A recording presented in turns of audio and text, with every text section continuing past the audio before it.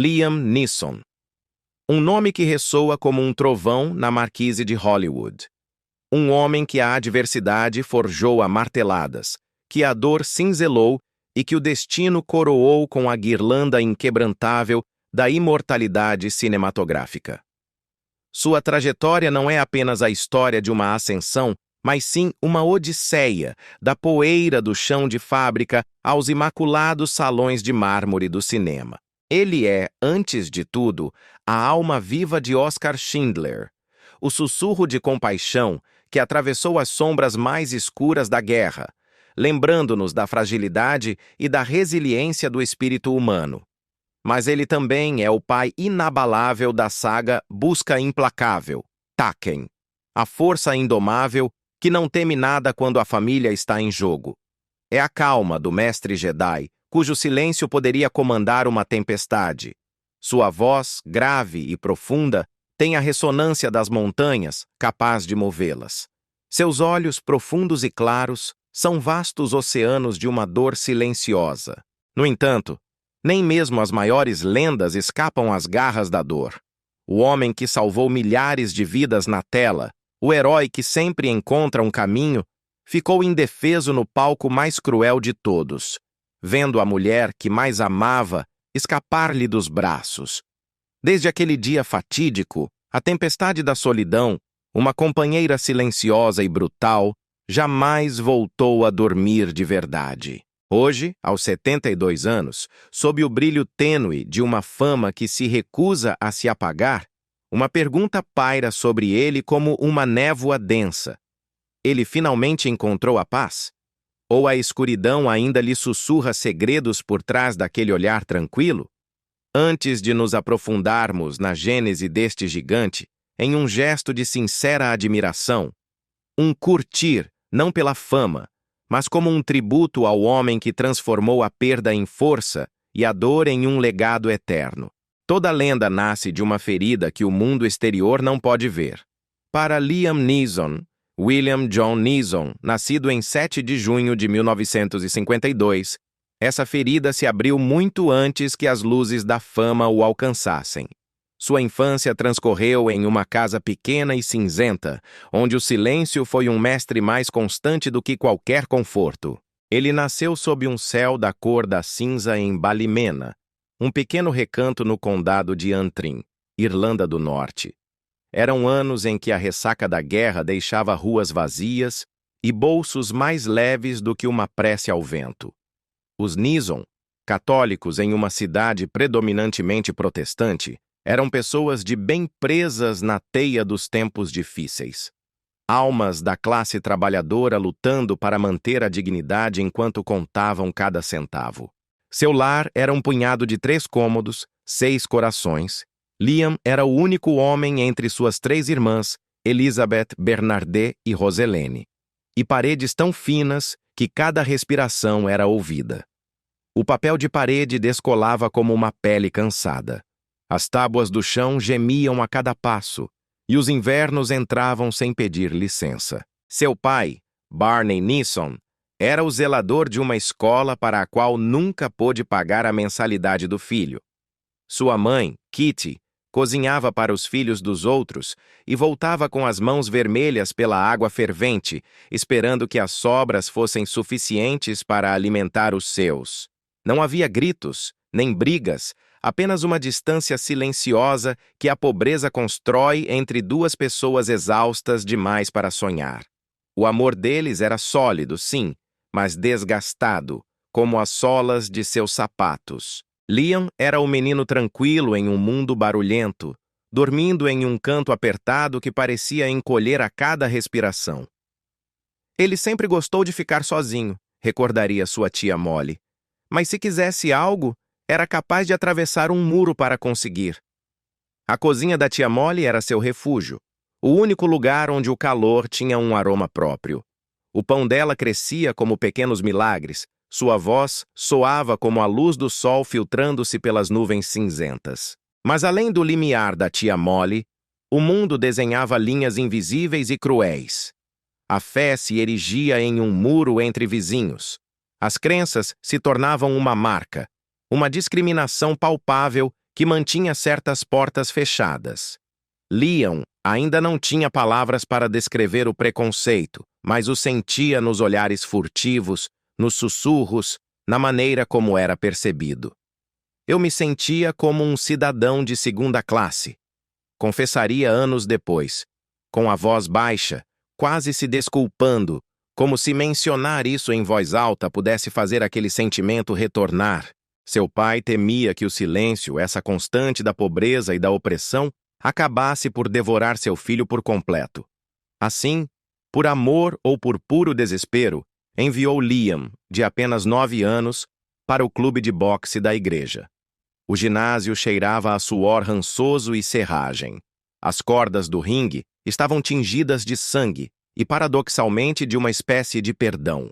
Ali, entre punhos que se balançavam e sinos que ressoavam, o garoto silencioso aprendeu a lutar com o corpo antes de se atrever a falar com o coração.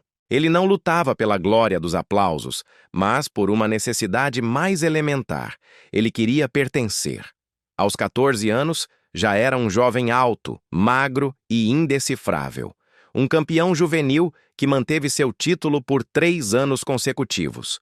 Um jovem que vencia todas as batalhas no ringue, exceto a que travava em seu interior. Então chegou a noite que mudou tudo. Um ponto de inflexão brutal e súbito. Sob as luzes bruxuleantes, a multidão rugia. Um flash, um punho, um golpe limpo que ele nunca viração, apenas a escuridão sem fundo.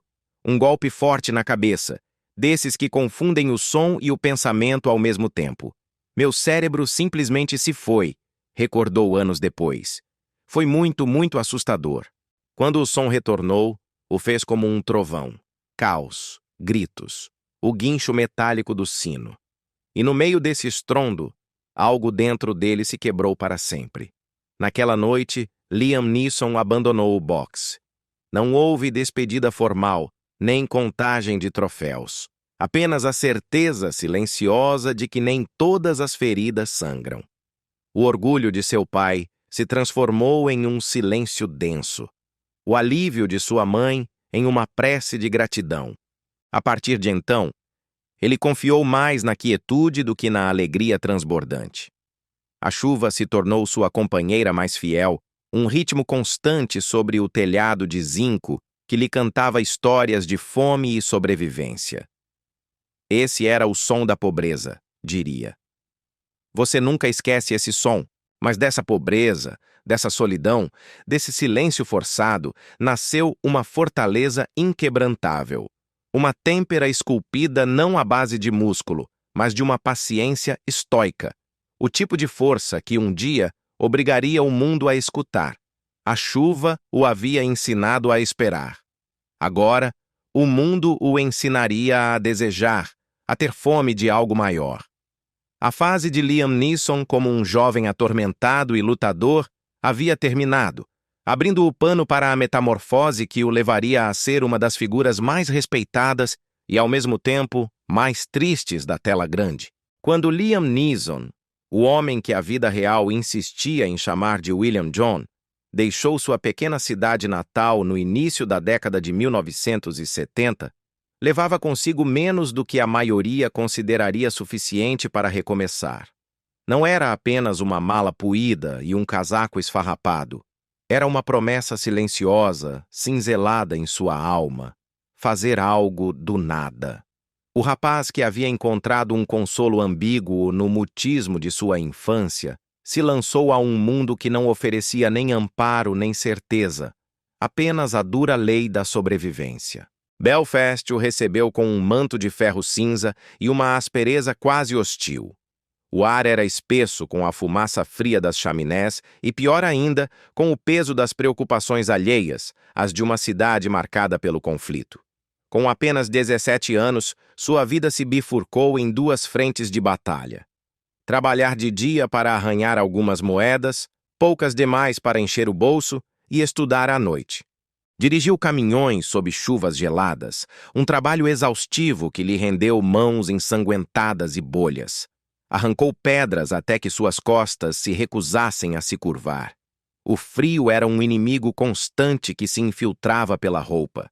E às vezes, o único calor vinha do esforço incessante. À noite, ele voltava para um quarto alugado mal maior do que uma oração. As paredes estavam úmidas, as tábuas do chão gemiam como uma alma em pena, e uma solitária lâmpada zumbia sobre uma cama desarrumada. Quando as noites se tornavam intoleráveis, dormia com o casaco, até mesmo com os sapatos, porque a fogueira do aquecedor tinha que esperar até o dia do pagamento. Tentou a universidade por um tempo, no St. Mary's College, sonhando em ser professor, um ofício nobre e estável. Mas, como bem sabemos, os sonhos são um luxo caro, e a fome tem o mau costume de interromper todas as aulas. Eu costumava contar cada centavo antes de comprar pão, recordou com amargura. E às vezes, simplesmente não comprava. Quando o dinheiro se esvaiu, ele se retirou em silêncio, sem cerimônia. Mais um sonho enterrado sob o peso avassalador da necessidade. Os anos que se seguiram foram uma travessia longa e sombria através da incerteza. Foi caminhoneiro, pedreiro, carregador de mercadorias. Trabalhos que só exigiam força bruta em troca da mera sobrevivência. Suas mãos rachavam pelo frio inclemente, seus ombros se curvavam pela fadiga crônica e suas noites eram povoadas pelas risadas abafadas daqueles com mais sorte do que ele. Estive perto de desistir, ele admitiu mais tarde. Eu tinha 30 anos, estava na miséria e cheio de raiva de mim mesmo. Houve noites em que ele parou diante de um espelho rachado, contemplando um estranho com olhos cansados e sem respostas à vista. Lá fora, os ônibus de 2 andares chacoalhavam, carregando vidas que pareciam se dirigir a algum lugar. A sua, em contraste, estava estagnada no lamaçal do desespero. Mas, bem no limiar onde o desespero ameaça se estabelecer, a vida lhe sussurrou uma nova direção. Em 1976, aos 24 anos, ele conseguiu um emprego no Lyric Players Theatre de Belfast. Não era o brilho da fama, mas outra forma de subsistência, varrer o palco. No entanto, enquanto ele removia a serragem das tábuas de madeira, algo se agitou em seu interior. Um pequeno calor, frágil, mas irrefutável. Em questão de semanas, o zelador se tornou ator. Suas primeiras palavras em cena foram apenas 2 linhas, mas nelas se condensava cada silêncio que ele havia sobrevivido. No palco, ele diria anos depois, finalmente me senti ouvido. O teatro, antes um mero local de trabalho, revelou-se seu santuário. No entanto, a pobreza era uma sombra persistente. Seus sapatos estavam furados. Seu casaco cheirava a chuva constante e a uma fé imaterial. Ele caminhava quilômetros até o teatro porque a passagem de ônibus era um luxo inacessível, e a esperança, ao contrário do combustível, não tinha preço. A perseguição da arte o levou a Dublin e depois a Londres. Viveu em apartamentos minúsculos com estranhos, às vezes dormindo no chão, com seus escassos pertences dobrados com a precisão de um soldado. O frio era uma constante, mas também a sua vocação. As refeições eram esporádicas, a certeza, ainda mais rara. No entanto, a cada noite, ele ficava sob uma luz tênue, recitando palavras que não eram suas até que começassem a soar como sua própria verdade. Cada atuação era uma prece sussurrada à escuridão. Lentamente, o mundo começou a responder. O rapaz que uma vez lutou com os punhos havia encontrado uma nova maneira de persistir. Não pela força bruta, mas através da fé no processo. De sua fome nasceu a humildade. De sua luta, uma voz que ressoaria. E do frio e da chuva interminável, forjou-se um homem destinado a comover o mundo com o fogo sereno de sua alma. No início dos anos 80, o nome de Liam Neeson era apenas um murmúrio além de alguns palcos provinciais. Ele varreu, carregou adereços, ensaiou até muito depois de as luzes se apagarem. Para cada aplauso que recebia, 100 portas se fechavam silenciosamente. Eu só queria trabalhar, ele afirmaria, mesmo quando parecia que ninguém o estava realmente ouvindo. Seus primeiros papéis no cinema, um soldado fugaz aqui, um padre ali, pagavam o suficiente para o aluguel ou para o pão, mas nunca para ambos ao mesmo tempo. Ele vivia de chá ralo, migalhas de pão e uma ambição voraz. Cada papel pequeno era um degrau em uma escada que só ele podia ver. A ascensão era implacável. Títulos como Excalibur, 1981, A Missão, The Mission, e na lista negra, The Deadpool, passaram sem acender uma chama. Os diretores de elenco o rotulavam de intenso demais, rude demais, irlandês demais. Alguns chegavam a dizer que seus olhos carregavam tristeza demais para encarnar um romance. Ele guardou cada carta de rejeição, não por ressentimento, mas como prova de que estava vivo. Às vezes, a única coisa que me manteve de pé, ele disse, foi saber que eu não tinha para onde voltar. Durante esses anos de penumbra, ele conheceu Robert De Niro, cuja ferocidade tranquila redefiniu seu ofício. De Niro lhe disse, com a sabedoria que só os grandes possuem, a quietude pode ser mais barulhenta do que a raiva. Isso se tornou o credo de Neeson. Poder através da contenção, emoção através do silêncio. E então, em 1993, o destino, com a voz de Steven Spielberg, bateu à sua porta com a lista de Schindler, Schindler's List.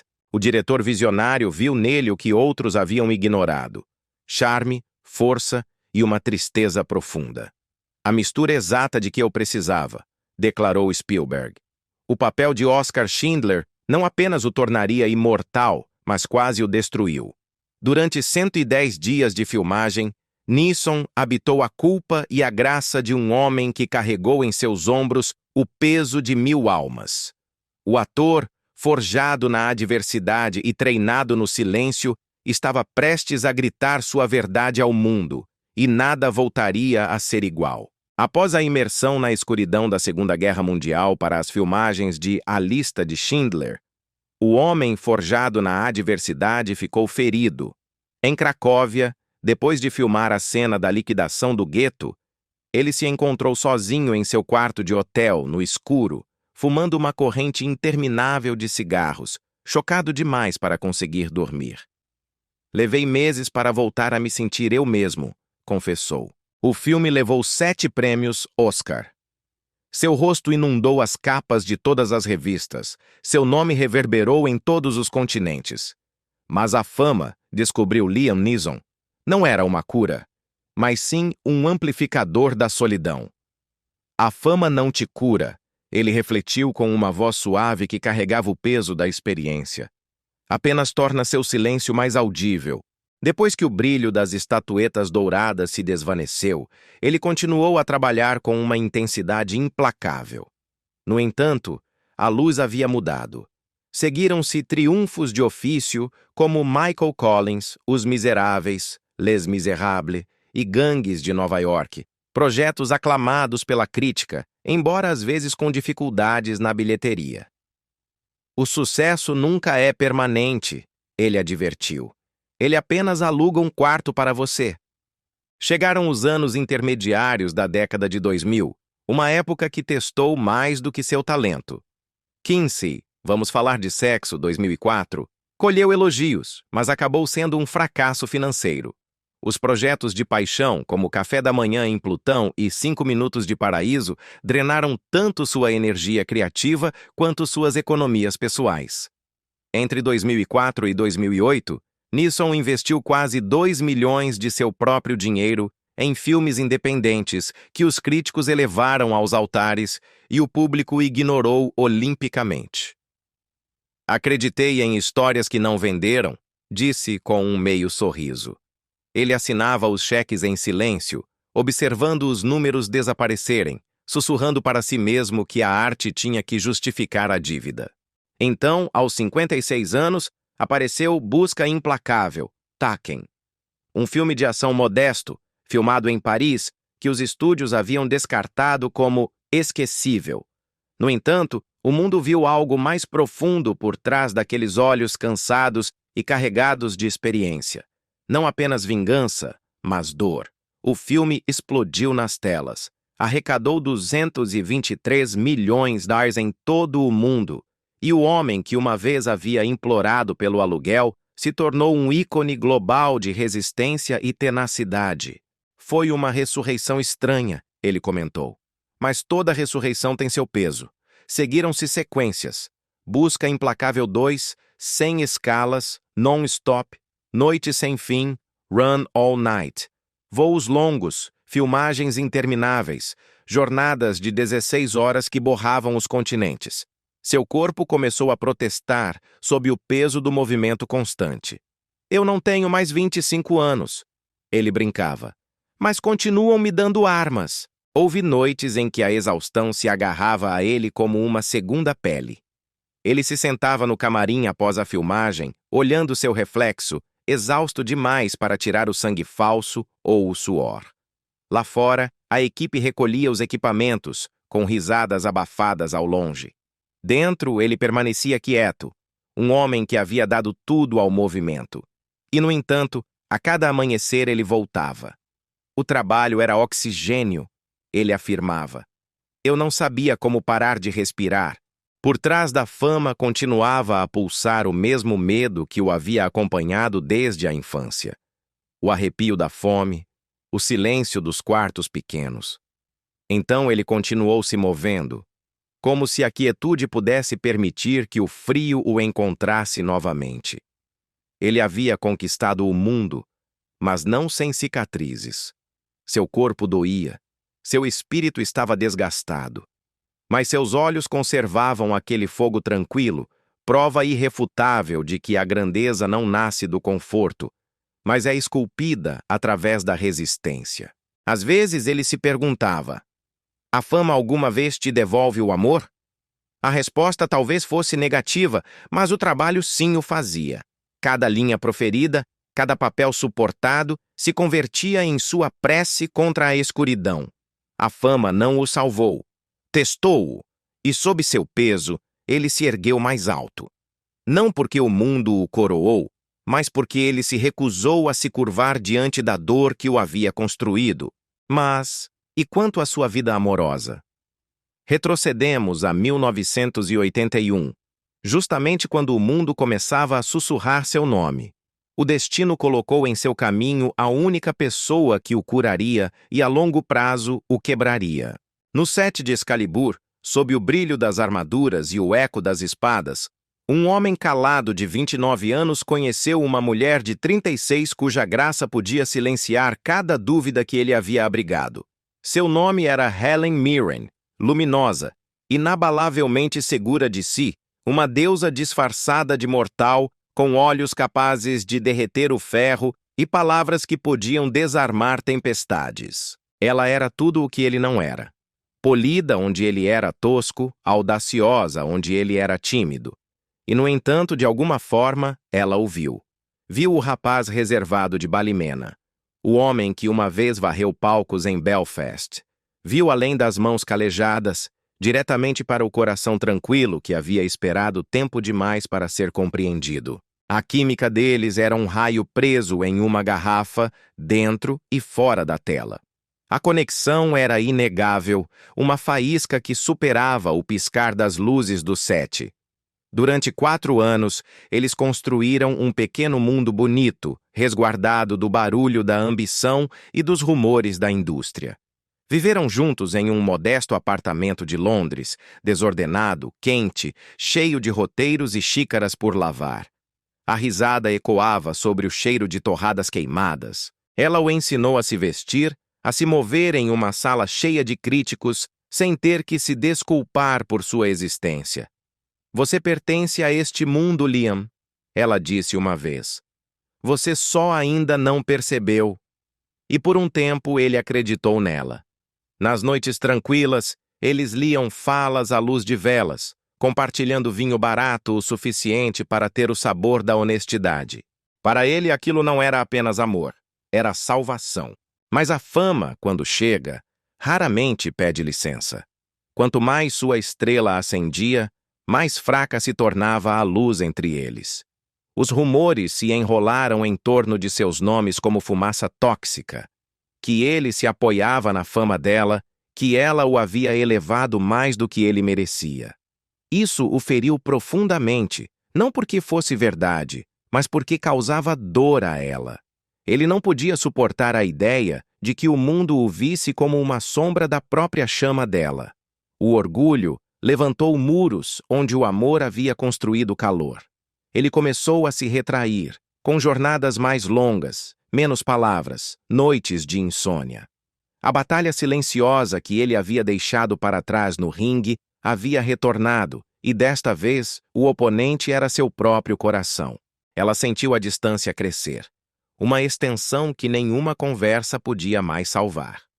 Em uma noite de inverno, depois de um silêncio muito amplo para ser atravessado, Helen Mirren se virou para ele sob o zumbido tênue do aquecedor e disse suavemente: "Não fomos feitos para ficar juntos, mas eu te amei demais." Ele a observou fazer as malas em completo mutismo, o clique de sua mala ressoando mais alto do que qualquer disputa. Pela janela, ele viu o táxi se afastar, a mão dela levantada pela última vez atrás do vidro. Uma despedida gentil demais para sobreviver. Quando a porta se fechou, o quarto não se encheu de raiva, mas do eco pungente de tudo o que restou por dizer. O riso dela persistia nas paredes, seu perfume nos lençóis. Ele tentou trabalhar, mas cada linha do roteiro pesava mais do que a anterior. O sucesso se tornou subitamente insignificante. Os aplausos vazios. Ela foi a primeira pessoa que me fez sentir suficiente, ele diria anos mais tarde. E a primeira a me mostrar que eu não era. O tempo avançou, mas a dor permaneceu estática. Em entrevistas posteriores, Helen falou dele com afeto, nunca com arrependimento. Ele era maravilhoso. Simplesmente não era meu para guardar. Liam nunca a corrigiu. Apenas carregou aquele silêncio.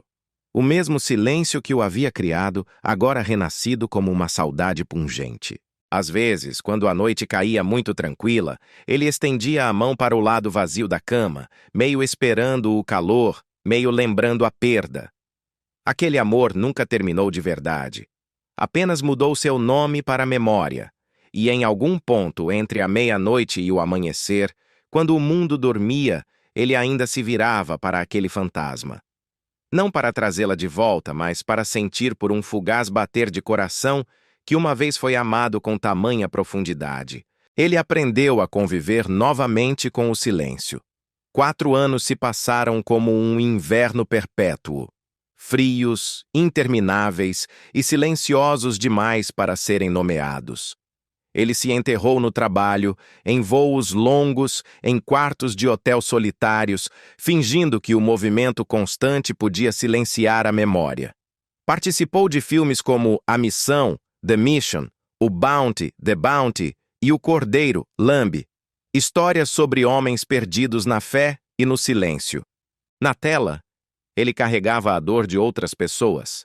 Fora dela, carregava a sua própria. Depois de filmar, ele caminhava por ruas silenciosas, com a gola do casaco levantada contra o vento. Passava por bares de onde se derramavam risadas, às quais não podia se juntar. Envelheceu em silêncio. As linhas de seu rosto se acentuaram, não pelos anos, mas pelo acúmulo de silêncio. Ele dizia a si mesmo que estava bem, mas a cada noite, o mesmo vazio o esperava, paciente e intacto. "Você pode sobreviver à perda", ele disse uma vez em voz baixa, "mas nunca deixa de viver ao lado dela." Mas até mesmo a solidão se cansa de si mesma. E quando uma nova luz apareceu, suave, jovem, inesperada, ele não fugiu. Apenas observou, esperando que talvez desta vez a tempestade fosse benévola. Corria o ano de 1988. No set de um filme pequeno chamado Satisfaction, ele conheceu uma jovem cujo riso quebrou a camada de gelo que o cobria. Julia Roberts tinha 20 anos. Era puro fogo e luz solar, tudo o que seu mundo havia esquecido como ser. Ele tinha 36, era calado, cauteloso e ainda estava aprendendo a confiar novamente na alegria. Ela o fez rir, um som que não era ouvido há anos. E embora soubesse que a lacuna entre eles era imensa, 16 anos de vida, 2 mundos díspares, ele se permitiu acreditar por um instante que talvez o tempo fosse gentil. Ele não esperava se sentir tão jovem de novo. Júlia carregava o verão consigo. Não o tipo de verão que queima, mas o que permanece na pele muito depois que a luz se foi. Ela era curiosa. Seu riso ressoava através do caos do sete, como sinos de vento em um jardim tranquilo. Ele a observava, como um viajante fatigado observa o amanhecer, com cautela, temendo que pudesse desaparecer se piscasse. Ela o chamava de alma velha, old soul. E ele sorria, porque era verdade. Tinha vivido invernos demais para fingir o contrário, mas ela fazia esses invernos derreterem, sorriso a sorriso. Longe das câmeras, eles eram surpreendentemente comuns. Passeavam pelos canais de Veneza, compartilhavam jantares tardios do que encontravam aberto depois da meia-noite. Às vezes, ela lia um roteiro que amava, gesticulando enquanto falava, com os olhos acesos por sonhos grandes demais para o quarto. Ele a escutava, a meio caminho entre o assombro e a preocupação, sabendo com que ferocidade Hollywood devora suas estrelas mais brilhantes. Uma vez, quando ela lhe perguntou se ele achava que ela conseguiria na indústria, ele respondeu: "Você já conseguiu." Não era adulação, era fé. O tipo de fé nascida de alguém que havia perdido, mas que ainda acreditava. O mundo, é claro, estava atento. As manchetes os classificaram como improváveis, impossíveis. A beleza e o melancólico irlandês.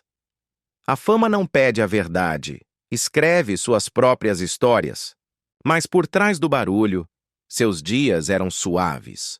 O riso era genuíno, o afeto, sincero. Eles não prometeram um para sempre. Não era necessário. Às vezes, na varanda de seu apartamento alugado, sentavam-se em silêncio, com as cidades unindo lá embaixo. E por um momento, nenhum dos dois se sentiu sozinho. Mas as tempestades sempre encontram o caminho de volta. A estrela dela começou a acender mais rápido do que qualquer um dos dois podia acompanhar. A lenda de uma paixão. Mystic Pizza. Flores de aço, Steel Magnolias. E logo, o sussurro ensurdecedor de uma linda mulher. Pretty Woman. O mundo a queria, e o mundo não espera. As agendas se encheram, as ligações se perderam, os jantares foram adiados até que simplesmente pararam de tentar. O silêncio, mais uma vez, regressava como um velho conhecido, fechando o pano sobre um ato de ternura. E Liam Neeson, o homem que só queria pertencer, se preparava para enfrentar a perda mais devastadora de todas, uma que não se chamava fracasso, mas destino. Não houve disputas, nem traições amargas com Julia Roberts, apenas a vida puxando-os em direções opostas, como dois barcos presos por marés distintas. Uma noite, enquanto ela fazia as malas para outra cidade e uma fama que já aclamava com veemência, Liam disse em voz baixa: "Você será maravilhosa." Ela se virou, sorriu com tristeza e respondeu: "Você já era." Ela se foi com graça, e ele ficou com gratidão. Anos mais tarde, Júlia diria dele: "Foi o homem mais gentil que já conheci." Nunca discutia. Liam Neeson guardou o riso dela em um canto seguro de sua memória, um som que ainda podia encontrá-lo quando as noites se tornavam muito silenciosas. Aquele amor durou o tempo justo para lembrá-lo de que o calor ainda era possível, e que, às vezes, os verões mais fugazes são os que ficam para sempre. Ele havia se acostumado à solidão, confundindo a quietude com a paz. Mas a paz não era mais do que uma pausa, um respiro antes que o destino se lembrasse de seu nome. E quando o fez, entregou-lhe o amor escrito em suas estrelas. Um amor tão brilhante que ardeu com intensidade e uma perda tão profunda que jamais deixou de ressoar. Muito antes que a tragédia o encontrasse, o destino lhe deu um presente. Ela. Era 1993. A Broadway resplandecia como uma constelação. Liam Neeson, de 41 anos, estava sob os holofotes da peça Anna Christie, com a voz firme e uma presença inamovível. À sua frente no palco estava uma mulher cujo olhar inteiro parecia o sol abrindo caminho através da névoa. Natasha Richardson tinha 30 anos, nascida para o teatro, filha de lendas, com aquela segurança tranquila que só a consciência de quão frágil é realmente o aplauso pode dar. Nos ensaios, eles falavam pouco. As pausas entre as falas se transformavam em conversas íntimas, do tipo que só acontece entre duas pessoas que entendem a eloquência do silêncio. Na noite da estreia, a linha entre a atuação e o sentimento havia se apagado completamente. O público acreditou que estava presenciando a descoberta de dois amantes. A verdade era que, de fato, estavam. Quando o pano caiu e o aplauso se elevou em um rugido estrondoso, ela se virou para ele e riu, nervosa, radiante. Ele só conseguiu sussurrar: "Obrigado por esta noite." Essa única frase continha tudo o que ele ainda não podia expressar. Meses depois, eles eram inseparáveis. Duas almas que haviam passado anos simulando amar, finalmente aprendendo a fazê-lo de verdade. O primeiro casamento de Natasha terminou discretamente, sem crueldade. Liam lhe escreveu uma nota curta, que ele guardaria dobrada em sua carteira durante anos. Você fez o barulho parar. Em 1994, casaram-se em Millbrook, Nova York. À luz de velas em vez de flashes de câmeras, rodeados por alguns amigos, e o suave tic-tac da chuva nos vidros. Liam confidenciou a um amigo depois: "Pela primeira vez na minha vida posso respirar." O lar deles se encheu rapidamente de calor e alegria. Micheal chegou em 1995, com o rosto vermelho e chorando, até que Liam colocou um dedo em sua minúscula mão. Daniel chegou um ano depois, mais calado, observador, como o pai. Liam brincava dizendo que os meninos tinham o riso dela e sua obstinação, e que amava ambas as qualidades igualmente. Natasha irradiava na maternidade. Cantava enquanto cozinhava, seu cabelo sempre um pouco bagunçado. A cozinha estava desordenada com brinquedos e roteiros. Liam construiu um balanço de madeira no quintal, que nunca ficou reto. Mas as crianças não se importaram. Para elas, era voar. Eles viviam sem ostentação. Os verões eram passados onde as colinas eram verdes e tranquilas. Os invernos em Nova York, com longos passeios por estradas rurais onde ninguém os reconhecia. Eles liam os roteiros um do outro junto à lareira, trocando diálogos até que as crianças dormissem. Quando a fama batia à porta, mantinham a entrada meio fechada. "Ela era minha bússola", ele disse em uma ocasião. "Era meu lar, meu silêncio e minha paz." O entrevistador sorriu esperando um floreio romântico, mas recebeu a verdade nua.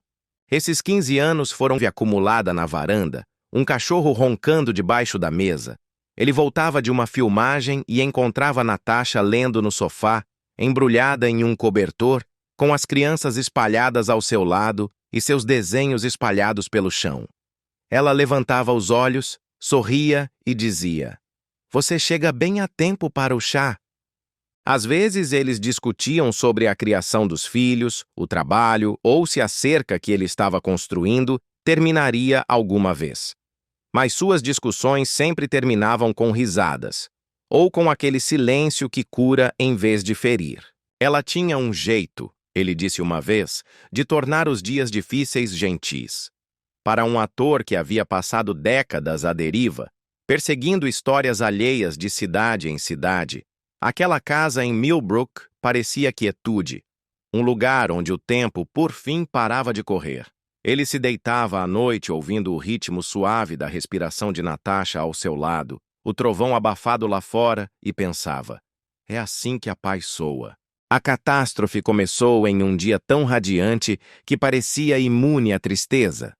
Risos nas pistas, o sol brilhando sobre a neve. O tipo de dia que ninguém acreditaria que poderia partir uma vida ao meio. Era março de 2009. Liam Neeson tinha 56 anos, um homem ainda no auge de sua força, ainda convencido de que o amanhã era algo em que se podia confiar. Natasha Richardson, sua esposa de 15 anos, tinha ido esquiar perto de Montreal. Sem acrobacias, sem perigo. Apenas uma simples queda, uma batida, um sorriso. Ela sacudiu a neve, brincou com os instrutores e voltou para o seu lodge.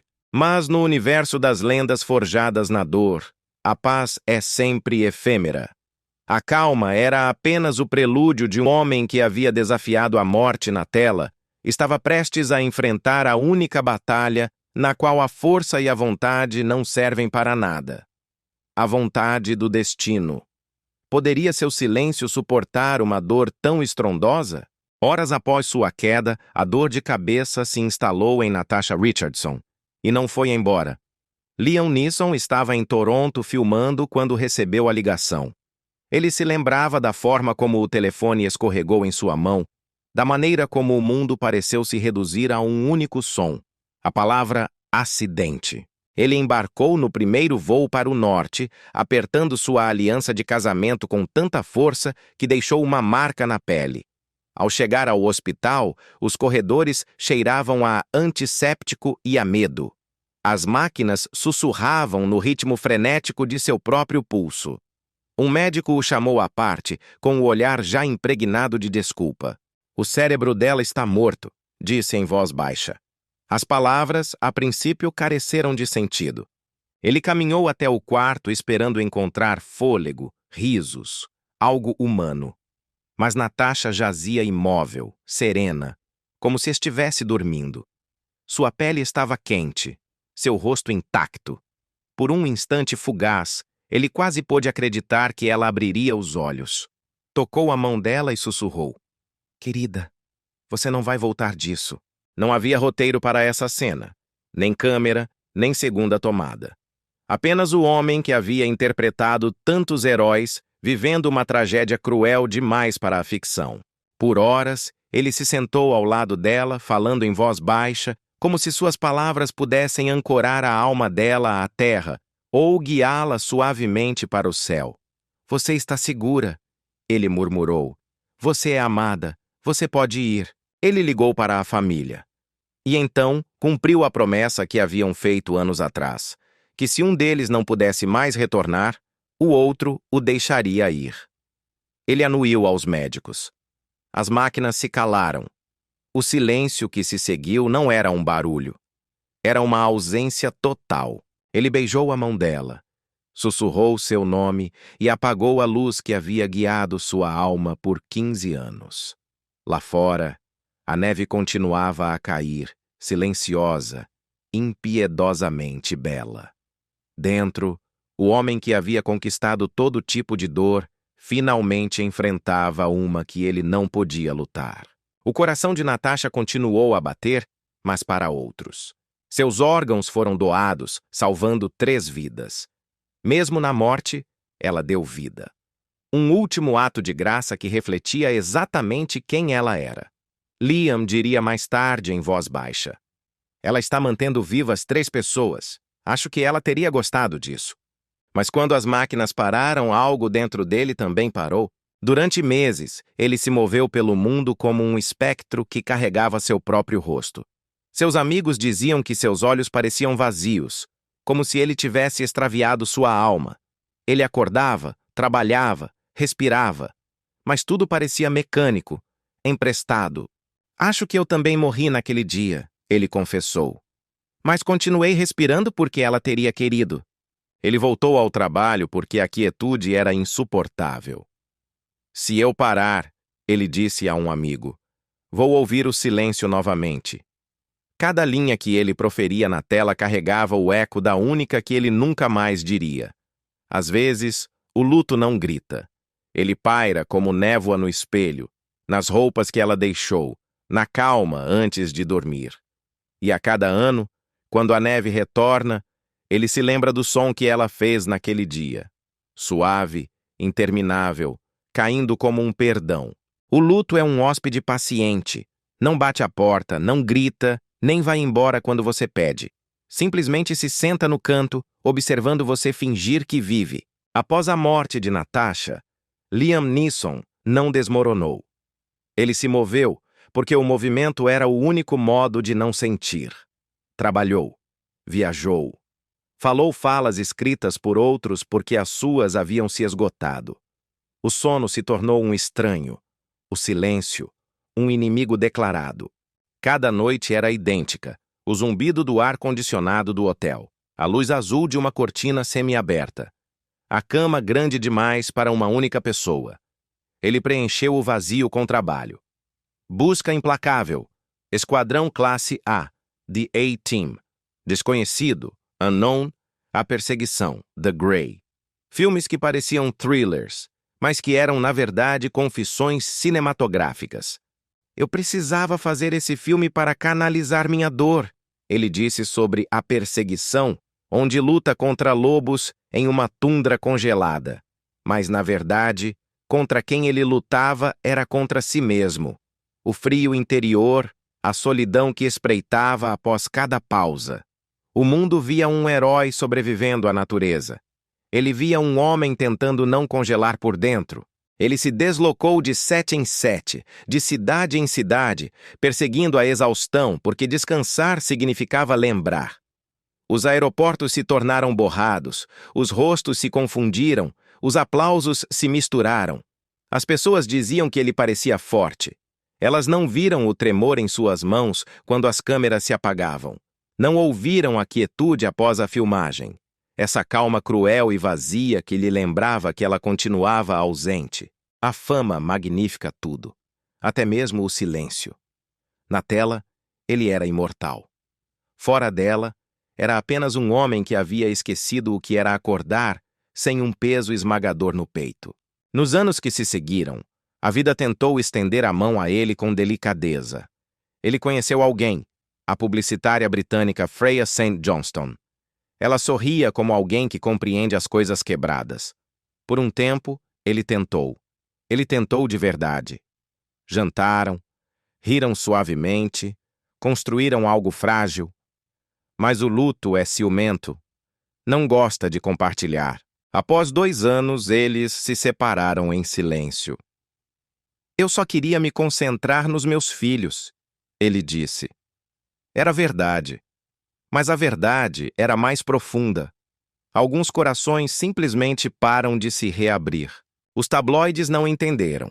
Escreveram nomes, especularam com Brooke Shields, Pamela Anderson, fofocas sem rosto destinadas a preencher o silêncio com barulho. Mas Liam, o homem que havia aprendido a arte da quietude em meio ao caos, ignorou o clamor. No auge de sua lenda, ele continuava sendo o garoto que buscava desesperadamente a paz. E no final, restaram apenas 2 coisas: o eco do riso dela e a certeza de que, embora o sol tivesse se posto, o amor que Natasha Richardson lhe deu era uma estrela que nunca se apagaria. Um legado de vida, mesmo na ausência. Diante dos rumores incessantes dos tabloides, Liam Neeson sorria com cortesia, negava com delicadeza e seguia em frente. Em 2024, quando lhe perguntaram se ele poderia amar novamente, ele respondeu com uma única palavra, suave, mas definitiva. Não, não era amargura, era ternura. O tipo de ternura que se instala quando o amor já proferiu sua última linha com a pessoa certa. Seus filhos carregaram a perda de maneiras distintas. Micheal, o mais velho, tentou afogá-la em risadas e luzes até que até mesmo a alegria começou a doer. Quando finalmente por perto, constante, protetor, a sombra tranquila ao seu lado. Entre os 3, instalou-se um silêncio, mas também uma forma de paz. A compreensão sem palavras daqueles que amaram e perderam a mesma pessoa. Em meio a tudo isso, Liam continuou trabalhando. Um flash fugaz por trás dos olhos, uma breve quietude antes de responder a uma pergunta, como se estivesse ouvindo algo que ninguém mais podia ouvir. Talvez fosse a voz dela. Talvez o eco de uma vida que um dia pareceu completa. Todo mês de fevereiro, ele visita o local de descanso dela. Ele leva flores, tira a neve de seu nome e fala com ela como se estivesse no quarto ao lado. Ele conta sobre os filhos, sobre os filmes, sobre como os invernos ainda parecem longos demais. Fala em voz baixa e, às vezes, jura que ouve a resposta dela, não em palavras, mas no vento. Existem amores que não se desvanecem, simplesmente mudam de forma. Tornam-se o ar que te segue, o silêncio que te molda, o calor que nunca abandona totalmente os ossos. Para Liam Neeson, a dor não é algo para escapar. É algo que se deve portar. Com suavidade, como uma vela que se recusa a se apagar, porque sua luz, por mais tênue que seja, ainda é dela. E a cada ano, quando a neve começa a cair, ele se lembra do som que fez no dia em que ela se foi. Homens poderia suportar, mas o corpo tem suas próprias formas cruéis de perguntar o quanto se está disposto a aguentar. Para Liam Neeson, a sobrevivência nunca foi apenas espiritual. Foi uma questão de carne, osso e uma guerra silenciosa entre a força e a rendição. Seu corpo se tornou um campo de batalha, não de glória, mas de gravidade. Corria o ano 2000. Muito antes que a dor levasse sua esposa, o destino veio por ele de outra maneira. Uma motocicleta, uma estrada limpa, um flash de sol e o impacto.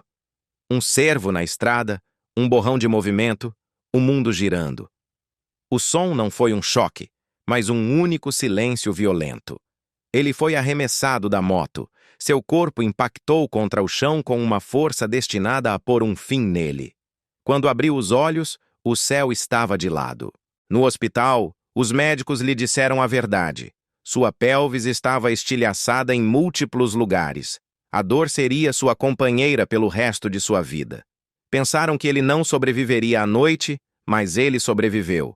Reconstruíram-no com pinos e aço, costurando-o novamente na forma de um homem que se recusava a desaparecer. A recuperação foi lenta, implacável.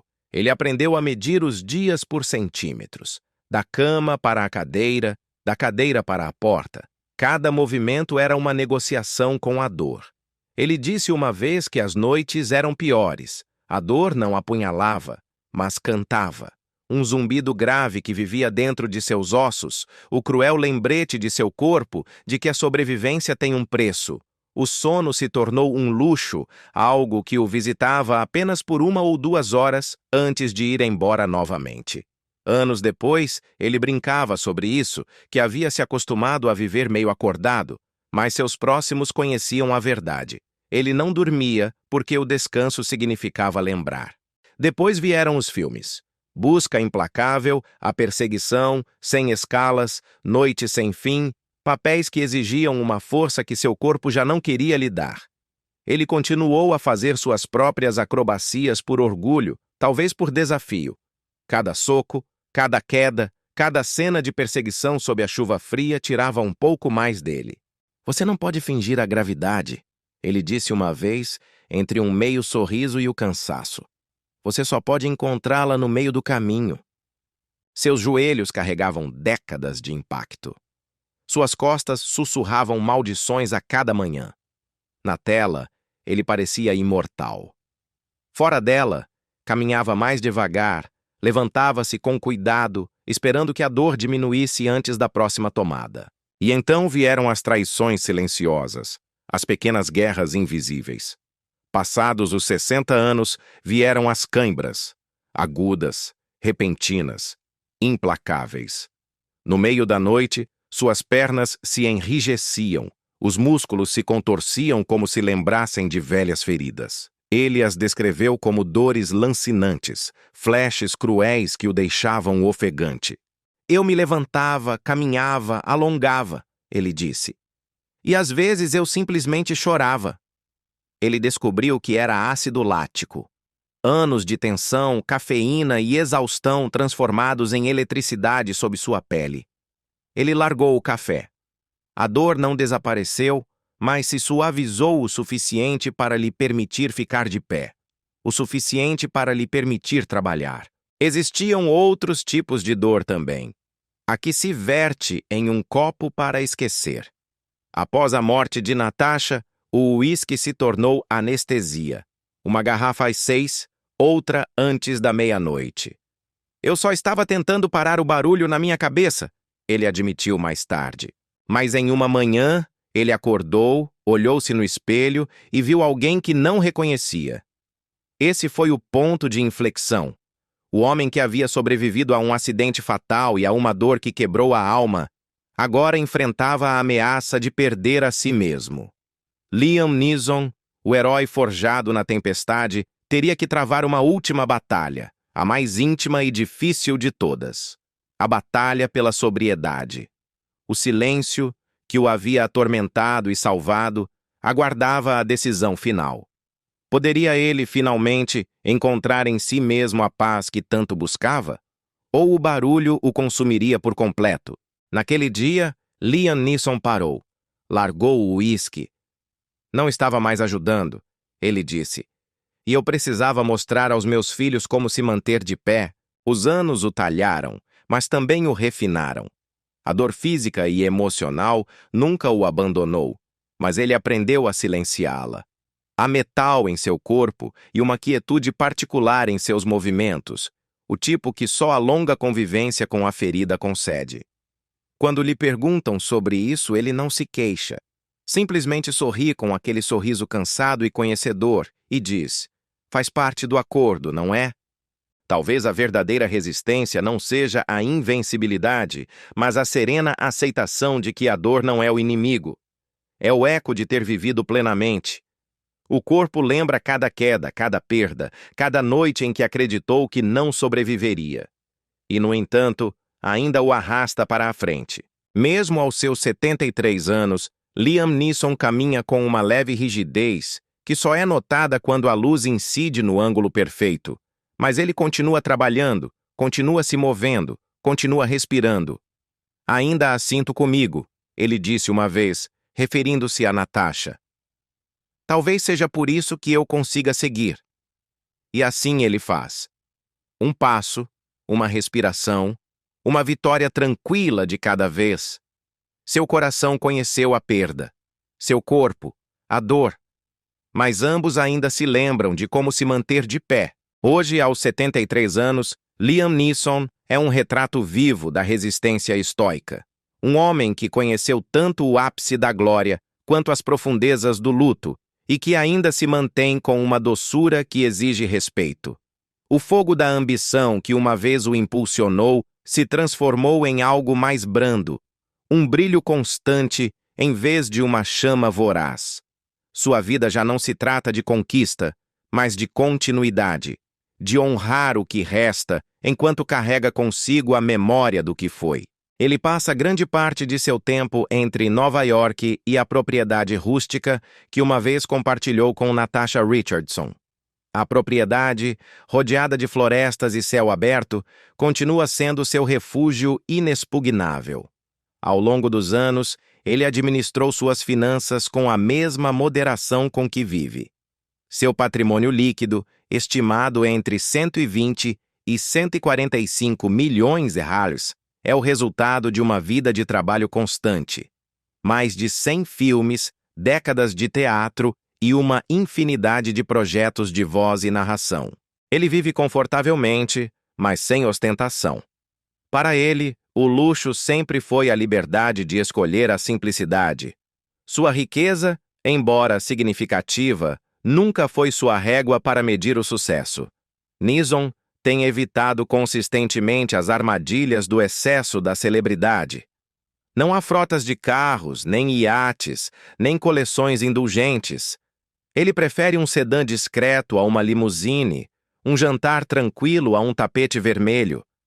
Seu dinheiro está ligado a propriedades, investimentos e direitos autorais, o tipo de estabilidade que oferece paz, não espetáculo. Além de seu conforto pessoal, sua generosidade é bem conhecida. Ao longo das décadas, Neeson tem apoiado discretamente inúmeras organizações humanitárias, desde a UNICEF e a Anistia Internacional até a campanha Make Poverty History. Sua defesa dos refugiados e das crianças em crise tem sido constante e sincera. Ele doou fundos e tempo, narrando documentários, emprestando sua voz a campanhas e utilizando sua fama como um veículo para a empatia em vez do ego. Quem trabalhou com ele o descreve como reservado, cortês e profundamente humano. Um homem que aprendeu a medir seu valor não pelos aplausos, mas por sua integridade. Seus 2 filhos, Michelle e Daniel, são agora homens adultos que carregam consigo tanto sua força quanto a graça de Natasha. Michelle, que trabalha nas indústrias da moda e do cinema, encontrou a cura ao honrar o nome de sua mãe, mudando seu sobrenome para Richardson. Liam falou sobre isso com um orgulho calado. Ele fez o certo. Foi uma linda homenagem. Daniel, o mais jovem, se dedicou aos negócios e ao design, mas permanece profundamente unido ao pai. Juntos, formam uma unidade familiar pequena e sólida, construída não sobre a tradição, mas sobre a compreensão mútua. A relação de Liam com eles é de mentoria suave. Ele não dita, escuta. Frequentemente, ele disse que sua maior conquista não são seus filmes, mas os homens em que meus filhos estão se tornando. Embora proteja zelosamente sua privacidade, está claro que eles são sua âncora, lembretes de que a vida, apesar de sua crueldade, continua a oferecer significado. Nos últimos anos, o mundo voltou a pousar seu olhar sobre ele, desta vez, não pela tragédia, mas pela ternura. Circularam rumores sobre uma possível nova companhia com Pamela Anderson, sua coestrela em Corra, que a polícia vem aí, The Naked Gun. Os dois foram fotografados juntos, compartilhando sorrisos fáceis e um tipo de calor que parece genuíno, não orquestrado. Nenhum dos dois confirmou um relacionamento, mas até a especulação é poética. Um homem que dedicou uma vida a amar profundamente poderia, finalmente, estar permitindo que a luz retornasse ao seu caminho. Seja uma amizade sincera ou algo mais, esta aproximação representa uma abertura tranquila, uma vontade de ser visto novamente. Mesmo assim, Liam continua sendo quem ele sempre foi. Centrado, prudente, reflexivo. A busca pela paz do rapaz de Ballymena não terminou com a fama nem com a riqueza. Ele a encontrou na aceitação de suas cicatrizes, no amor que permanece e na certeza de que, embora o silêncio seja inevitável, não precisa ser vazio. O homem forjado no trovão, talhado pela dor, continua de pé. E no final de sua épica, seu maior triunfo não é ter salvado o mundo na ficção, mas ter encontrado uma maneira de continuar vivendo no mundo real. Um passo, um fôlego, uma lembrança tranquila de cada vez. Quando lhe perguntam sobre o amor em entrevistas recentes, Liam Neeson responde com simplicidade: "Estou além de tudo isso." Mas suas ações, seu riso ao lado de uma mulher que entende a arte da reinvenção, como Pamela Anderson, segundo os rumores, sua presença serena, sugerem que talvez o afeto em sua forma mais suave tenha voltado a encontrá-lo. O não que ele pronuncia não é uma rejeição amarga, mas uma terna resignação. O reconhecimento de que o grande amor de sua vida já se expressou por completo, mas que o consolo e a companhia continuam sendo necessários para a alma. Hoje, a história de Liam Neeson não se define mais apenas pela sobrevivência, mas pela graça estoica. Ele atravessou o luto mais demolidor, a dor física crônica, o brilho intermitente da fama e emergiu em algo muito mais autêntico. Uma vida vivida sem estridência, sem artifícios. Sua carreira perdura. Seu corpo de trabalho se mantém como um dos mais respeitados em Hollywood. Mas além dos prêmios e dos números, reside algo mais raro, leve de seu nome e falando por continuar o levando. A riqueza, a fama, o legado, são apenas detalhes à margem. O que permanece inalterável é sua humanidade. E talvez seja essa a razão pela qual as pessoas ainda o amam. Não porque ele é indestrutível, mas precisamente porque não é. Porque em seu silêncio, em suas cicatrizes, em sua recusa em se render, Liam Neeson nos lembra de uma verdade fundamental.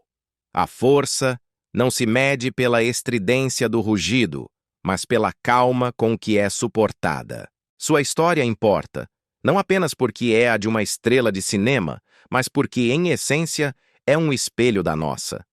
Todos nós conhecemos a perda. Todos nós tivemos que nos levantar depois que a gravidade nos jogou no chão. Liam Neeson, o guerreiro silencioso de Ballymena, nos ensina que a resiliência é refletir. Deixe um comentário. Cada história de perseverança merece ser ouvida. E cada vitória tranquila, incluindo a sua, merece ser lembrada. Merece ser lembrada. Merece ser lembrada. Merece ser lembrada. Merece ser lembrada. Merece ser lembrada. Merece ser lembrada.